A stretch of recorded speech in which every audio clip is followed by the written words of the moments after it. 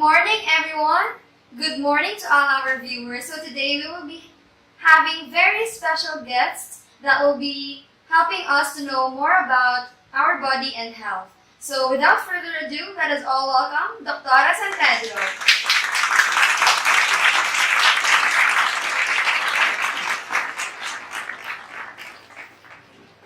Let's also welcome Dr. Young.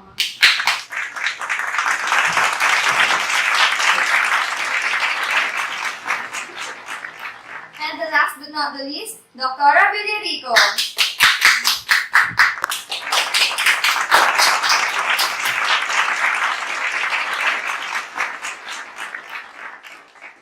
Welcome. Welcome. Welcome to our show. Welcome to Salamat, Doc. It is an honor for us to have you here in our show. Thank you all. Okay, so before we start, let me just give you a little bit of their background.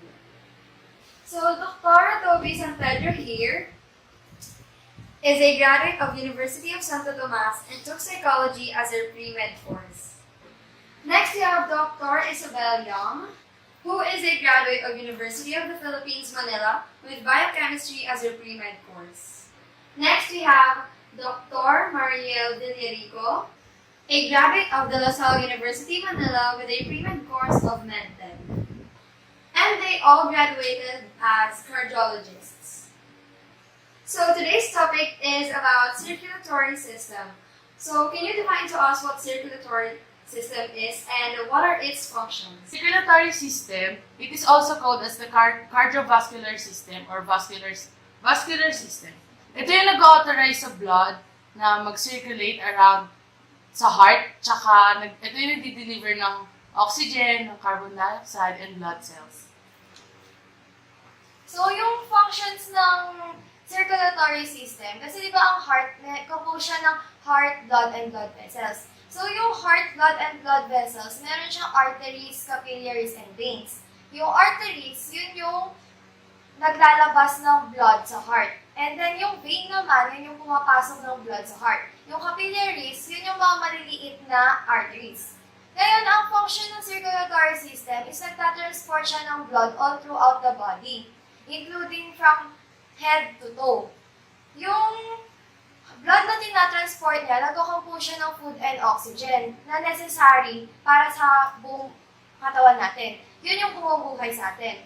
And isa pang function niya is nagdadala siya ng blood sa lungs. Yung hinihinga nating air, meron siyang carbon dioxide na galing sa labas na environment natin. Yung carbon dioxide na yun, nililinis siya ng heart, then tinatransport siya pabalik sa heart. Thank you for that, Doc Ysabel and Doc Marielle. So, now can you give us some examples ng mga sakit na related sa circulatory system? There are two types of disease, the common and rare. Isa example ng common is stroke. Stroke is the interruption of the blood flow in your brain and that causes death. There are two types of stroke, the thrombotic and the embolic stroke. So, ano yung mga symptoms na dapat nating tignan if meron ng stroke yung isang tao? So yung mga symptoms sa stroke ay yung kapag yung mukha mo ay nalipat sa kabilang side. Tapos isa pa ay yung hindi mo mataas yung left arm mo and yung kapag nagsasalita ka, jumbled yung words. So, can you give us some treatments na pwede kapag merong stroke? So, ito yung mga treatments kapag mayroon ka ng stroke. Yung una is antiplatelets. Next is antihypertensive and issues plasminogen activator or the TPA. Ginagamit din yung procedure na endovascular kapag mayroon kang stroke kasi tinatanggal yung large blood clot sa body parts na merong na affected. And yung surgical treatment naman kapag pagaling na yung Isang common disease na nag-relate sa circulatory system, which is leukemia. Leukemia is the cancer of the blood cells or bone marrow which produces white blood cells. The person who has leukemia suffers from abnormal production of blood cells. Actually, there are 4 types of leukemia, namely chronic and acute, and lymphocytic and myelogenous leukemia. So, yung chronic leukemia, yun yung pagbagal ng pag-produce ng white blood cells sa katawan natin. And yung acute naman, hindi talaga siya nagpo-produce. So, bali, sobrang bagal niya, mas mabagal pa siya sa chronic. Kaya, mas dangerous ang acute kaysa sa chronic. Then, yung lymphocytic naman, nagpo-produce yung cancerous transformation sa bone marrow.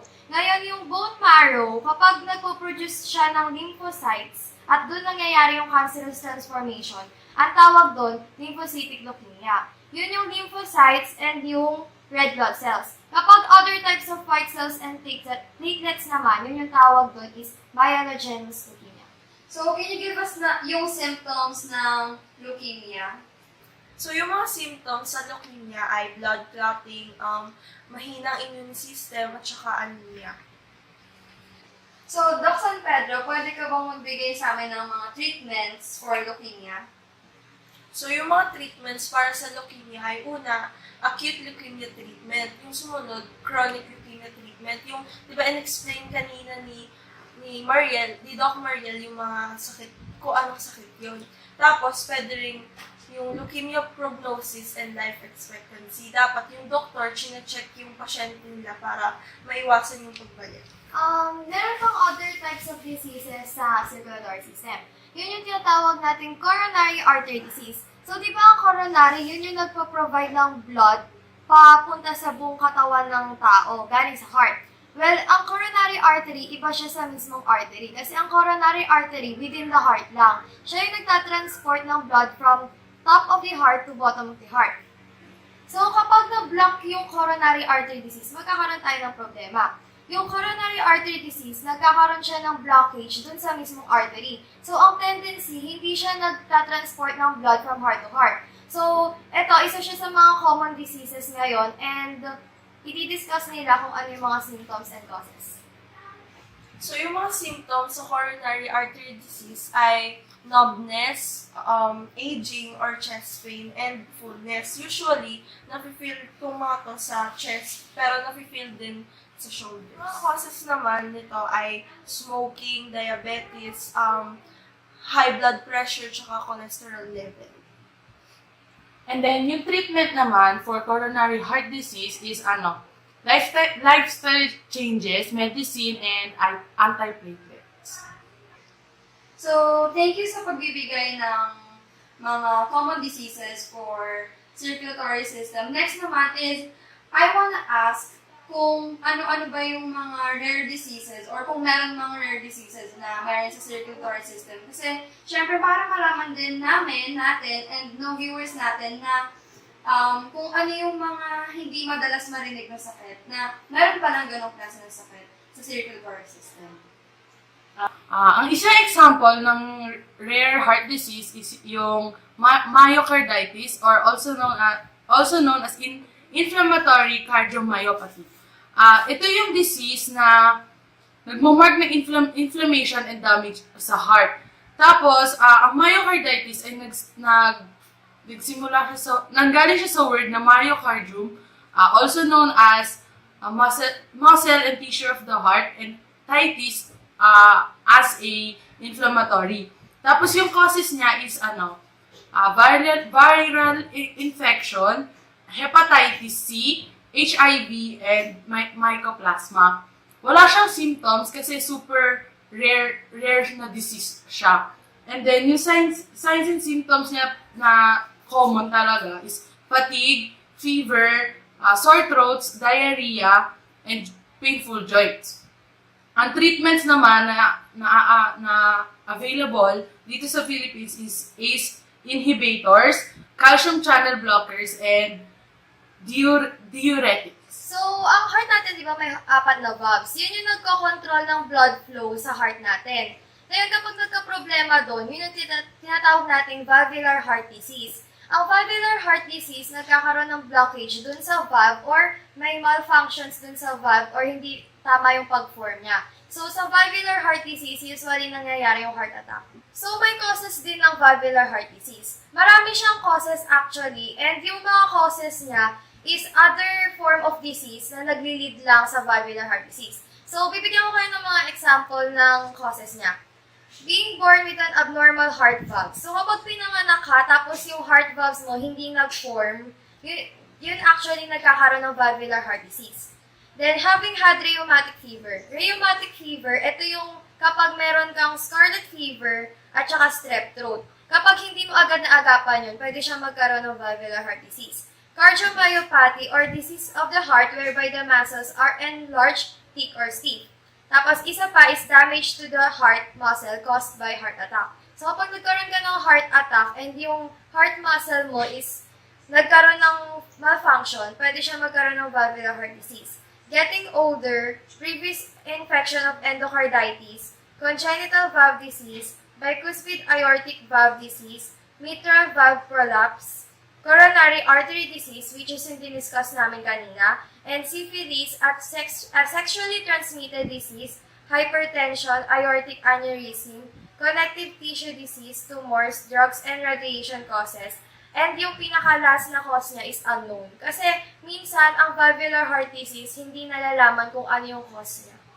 Meron din tayong types of valvular heart disease. Tatlo yun actually. Regurgitation, stenosis, tsaka atresia.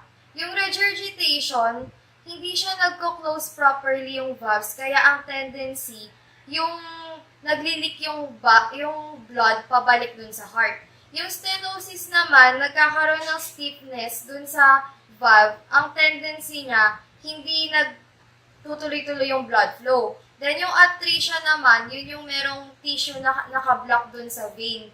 Yung atresia, usually, ang ano niya is galing kapag pinanganak ka, then yung heart valves mo is hindi masyadong nag-form. Meron ding risk factors and complications yung valvular heart disease. So, ang risk factors niya is older age, history of certain infections that could affect your heart, history of certain forms of heart disease or heart attack, high blood pressure, heart conditions present at birth, or yung tinatawag natin congenital heart disease. Meron din siyang complications, yun yung heart failure, stroke, blood clots, heart rhythm abnormalities, or even death. So, nag-wonder kayo kung ano yung symptoms ng valvular heart disease. Yung symptoms niya is abnormal sound or heart murmur. Yung heart murmur, kapag ginamitan mo ng stethoscope and yung heart mo is merong murmur between lob and dub, yun yung tinatawag na heart murmur. Yung heart murmur, usually, kapag meron ka nun, meron ka ng valvular heart disease.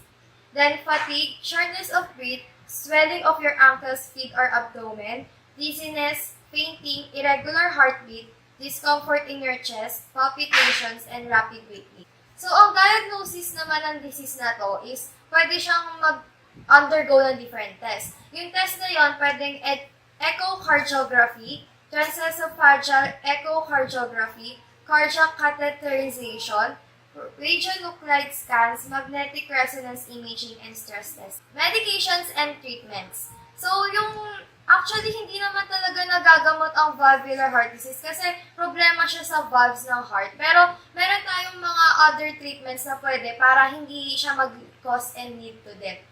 So, yung other medications and treatments niya is course of antibiotics, antithrombotic medications, more potent anticoagulants, balloon dilation, valve surgery, diuretics, antiarrhythmic medications, vasodilators, ACE inhibitors, and beta blockers. So, paano ma-prevent ang valvular heart disease? Merong scientific discovery na ang mouth natin is nakakonect sa heart. So, kung ano yung sakit na nakukuha mo or yung bacteria na nakukuha mo sa mouth mo, pwede siyang mag-lead ng other heart diseases. So, for example, nagkaroon ka lang ng strep throat. Yung strep throat na yon, pwedeng mabutas agad yung heart mo kapag hindi mo siya nagamot agad.